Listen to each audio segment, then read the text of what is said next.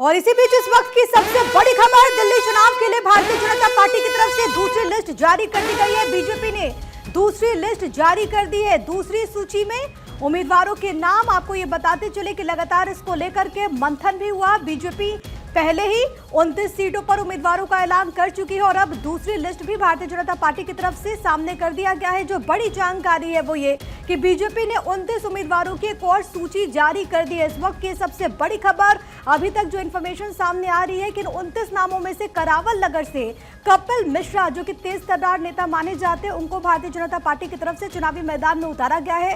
हालांकि पहले ही आपको भारत 24 ने बता दिया था कि प्रबल संभावना है कि उन्हें यहां से टिकट मिले।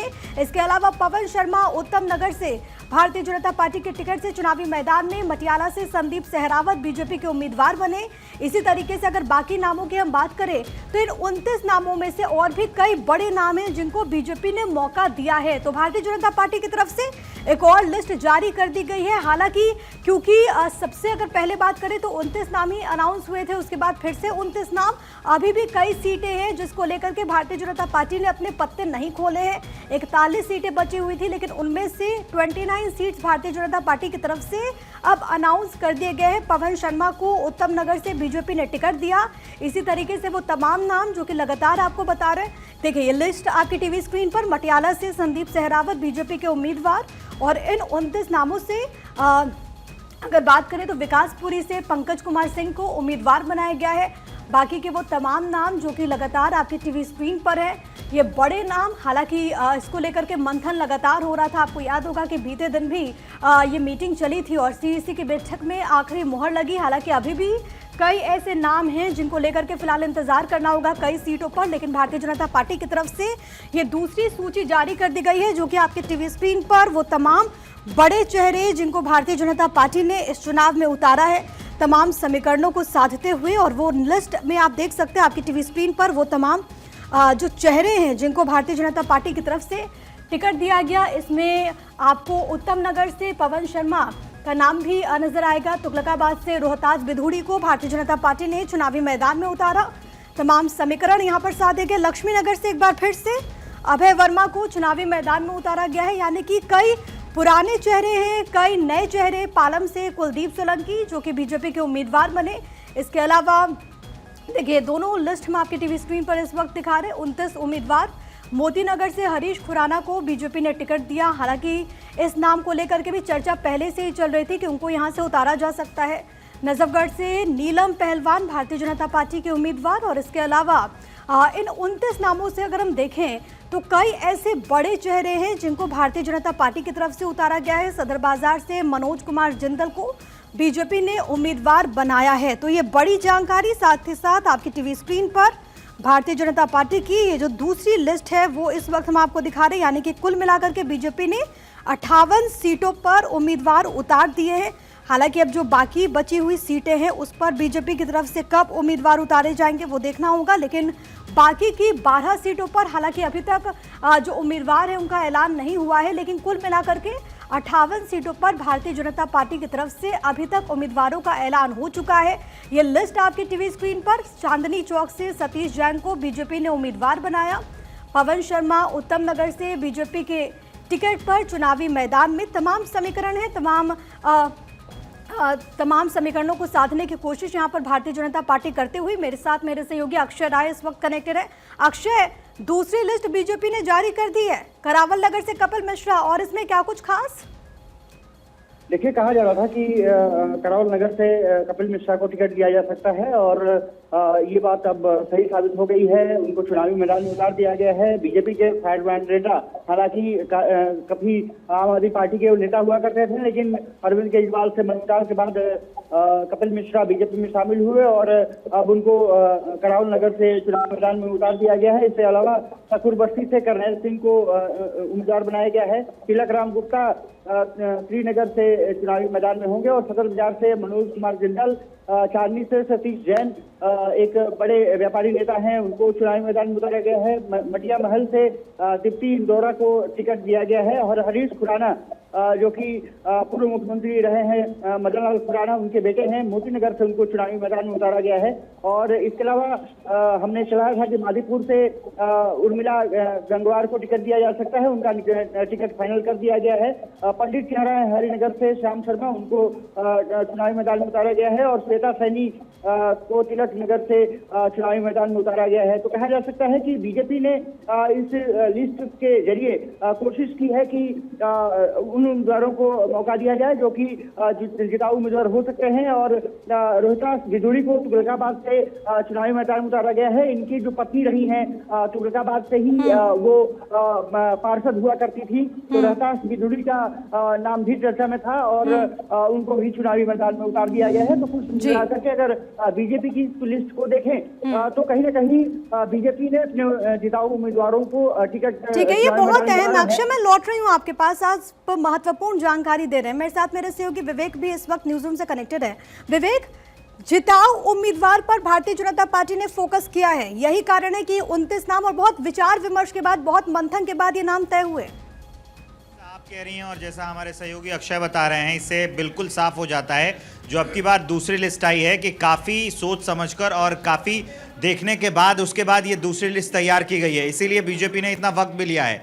उसमें साफ साफ ये देखा गया है कि कौन से कैंडिडेट किस इलाके में कितना प्रभाव रखते हैं, कितना वोट दिलवा सकते हैं अब की बार, और जिताऊ कैंडिडेट कौन कौन है, उसके बाद ही ये नाम तय किए गए हैं। और इस नाम को जब आप देखेंगी तो मैं जो आई है लिस्ट एक बार मैं आपको बता देता हूं कि जो ये सदर बाजार से मनोज कुमार जिंदल है, चांदनी चौक से जो सतीश जैन है। अब जो चांदनी चौक का इलाका है ये काफ़ी मतलब चैलेंजिंग इलाका जो है वो माना जाता है। मैं ग्राउंड में रहा हूँ कई बार चांदनी चौक के इलाके में, जब यहाँ पर चुनाव हो रहे होते हैं तो बीजेपी ने आप सोचिए कि कई मतलब एक पूरी ग्राउंड रिपोर्ट तैयार की है। उसके बाद वहाँ पर जो लोग थे उनके बारे में जाकर जाना, क्योंकि बीजेपी आज से नहीं बहुत पहले से ही लग गई थी कि आखिर इसमें कैंडिडेट किसको चुना जाए। उसके बाद जो है सतीश जैन को इस इलाके में देखा गया कि किस कैंडिडेट का ज़्यादा प्रभुत्व है, क्योंकि कई जो नाम थे जो चांदनी चौक इलाका है उससे आगे चल रहे थे, लेकिन बाद में सतीश जैन का नाम चुना गया। तो ये जो लिस्ट है दूसरी लिस्ट, ये साफ बता रही है कि कैसे बीजेपी ने ग्राउंड पर तैयारियां की हैं। इसीलिए सोच समझ के अपना पूरा वक्त लिया और पूरा वक्त लेने के बाद ये दूसरी लिस्ट जो आई है बिल्कुल पूरा वक्त लेने के बाद भारतीय जनता पार्टी की तरफ से ये लिस्ट तैयार की गई है। अक्षय, एक सवाल ये, क्योंकि पहले खबर ये थी कि संभवतः जो मीनाक्षी लेखी है उनको कस्तूरबा नगर से उतारा जा सकता है, लेकिन यहाँ पर जो अभी ये लिस्ट आई है इसमें नीरज बसोया को टिकट मिला है। क्या कारण इसके पीछे समझ आता है अक्षय? देखिए काफी सोच समझ करके प्लान किया गया था। जो दिल्ली बीजेपी ने बनाया था उसमें मीनाक्षी लेखी का नाम बताया जा रहा था कि उनका पैनल में नाम था, लेकिन कहीं ना कहीं जो केंद्रीय नेतृत्व है उन्होंने मन बनाया कि स्थानीय जो उम्मीदवार जिन्होंने मेहनत की है वहां पर उनको मौका दिया जाए, और इसीलिए नीरज बसोया को वहां से चुनावी मैदान में उतार दिया गया है। साफ तौर पर कह सकते हैं कि इसमें इस लिस्ट में अगर देखें तो पंडित उम्मीदवार भी हैं, सभी बिरादरी को लगभग संजोड़ने की कोशिश की गई है, पंजाबी भी हैं, जो अगर देखा जाए तो व्यापारी नेता भी हैं, और कुल मिलाकर के इस लिस्ट में जाट उम्मीदवार भी शामिल हैं। यानी कि जाति समीकरण के साथ क्षेत्रीय समीकरण का भी भरपूर ध्यान रखा गया है, और इसीलिए है कि राजपूत से लेकर के और तमाम जो जाति समीकरण है उसको साधा इसमें गया है। खास करके एससी सीटों पर तो आप मान के चलिए कि एससी सीट पर तो एससी ही रहेंगे, लेकिन अधिकतर अगर आप देखें तो कस्तूरबा नगर से जैसे आपने नीरज बसोया का नाम किया, रोहतास गिधोड़ी नए चेहरे हैं, क्योंकि इनकी पत्नी ऑलरेडी तुगलकाबाद से पार्षद रह चुकी थी, तो इनका बहुत एक सुबह से ही नाम चल रहा था और सुर्खियों में थे। भारत 24 ने उनका नाम भी चलाया था। इसके अलावा उर्मिला जो कैलाश गंगवाल हैं उनको भी चुनावी मैदान में उतार दिया गया, मादीपुर से चुनाव लड़ेंगी, इस चीज को ये है। और मनीष कुमार जिंदल सदर बाजार से बीजेपी प्रत्याशी होंगे। तो कुल मिलाकर के देखा जाए तो 29 उम्मीदवारों की लिस्ट, यानी कि कुल मिलाकर के बीजेपी ने अपनी अब तक लगभग 58 उम्मीदवार घोषित कर दिए हैं। इसका मतलब है कि 12 उम्मीदवार अभी बचते हैं, भारतीय जनता पार्टी को उसको घोषित करना है। ये माना जा रहा है कि ये बातें छोड़ी गई हैं जेपी नड्डा पर, अमित शाह पर, और साथ ही साथ जो संसद मंत्री है BL संतोष, उन पर छोड़ा गया है कि वो कैसे डिस्कशन करके लोगों से स्थानीय लिस्ट जो बीजेपी की लिस्ट है उनसे लेकर के और अगली जो 12 नाम होंगे वो फाइनल किए जाएंगे। उसमें काफी चर्चा और होनी बाकी है। कल इन नामों पर चर्चा कई नामों पर हुई थी, लेकिन अभी इसको छोड़ा गया है। ठीक है, यानी कि बाकी नामों को लेकर के भी मंथन होगा और उसके बाद एक और लिस्ट आएगी।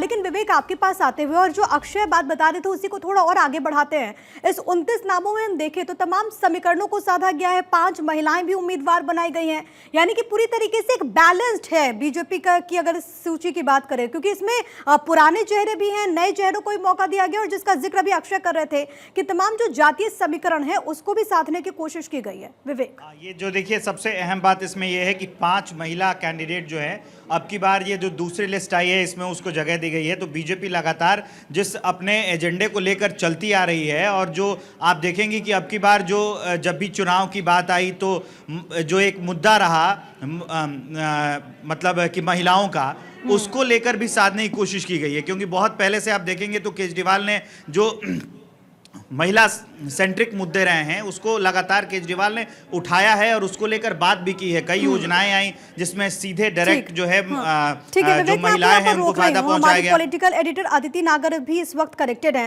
अदिति, एक और सूची भारतीय जनता पार्टी ने जारी कर दी है, 29 नाम। क्रक्स इसके पीछे क्या आपको नजर आ रहा है? बिल्कुल, देखिए 41 नाम बचे थे, उसमें से 29 नाम शामिल हो गए।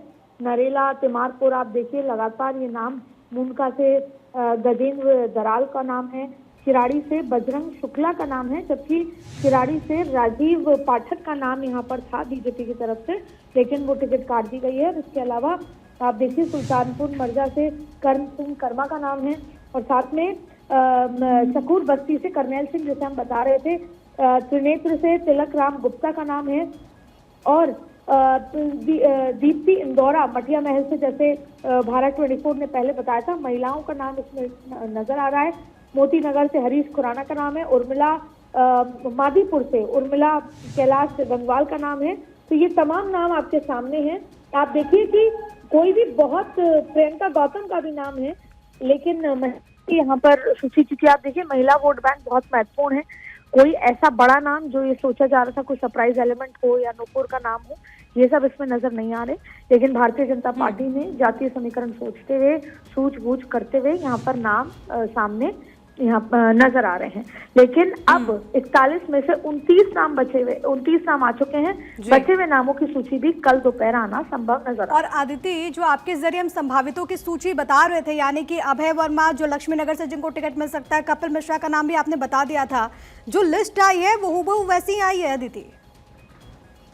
बिल्कुल, देखिए क्योंकि कल जब रात को सीसी की बैठक हुई तो लगभग नाम सामने आने लगे, जो प्रत्याशी थे वो भी सामने नजर आने लगे, प्रत्याशी भी भारतीय जनता पार्टी कार्यालय के बाहर। और दरअसल ये इस बार बहुत आसान काम नहीं था। भारतीय जनता पार्टी का दिल्ली में संगठन बहुत ज्यादा मजबूत नहीं था। अरविंद केजरीवाल की पार्टी के सामने प्रत्याशी, मजबूत प्रत्याशी को उतारना आसान बात नहीं थी। ऐसे में सोच समझकर, अब जैसे अगर जिक्र करें ईस्ट दिल्ली का, जहाँ से हर्ष मल्होत्रा से पूछकर तमाम चीजें सोची गई, तो हर्ष मल्होत्रा ने ये विश्वास भी दिलाया है कि 10 में से 10 सीटें जो हैं वो भारतीय जनता पार्टी को लाके देंगे। पहले वो 8 सीटों का दावा कर रहे थे, फिर उन्होंने प्रत्याशी बदलने की बात की। तो अब अगर उन्होंने आला कमान को ये प्रॉमिस किया है कि ईस्ट दिल्ली की 10 में से 10 सीटें दी जाएंगी, तो जाहिर तौर पे अब ये 29 नाम आ चुके हैं और कल दोपहर तक 41 नामों की जो बची हुई पूरे नाम है उसकी सूची सामने निकल आएगी। ठीक है आदित्य, बहुत धन्यवाद आपका तमाम बातचीत और जानकारी हम तक पहुंचाने के लिए। तो भारतीय जनता पार्टी की तरफ से 29 नामों के साथ ये जो दूसरी लिस्ट है वो जारी कर दी गई है। वो लगातार आपकी टीवी स्क्रीन पर, बाकी बचे हुए हैं 12 और उनके नाम भी जल्द सामने आने की उम्मीद। लेकिन आज भारतीय जनता पार्टी की तरफ से इन नामों की घोषणा कर दी गई है। तमाम बड़े चेहरों को भारतीय जनता पार्टी ने यहाँ पर उम्मीदवार बनाया और इससे एक बैलेंस्ड सीट की तरफ भी देखा जा रहा है, बैलेंस सूची की तरफ भी देखा जा रहा है।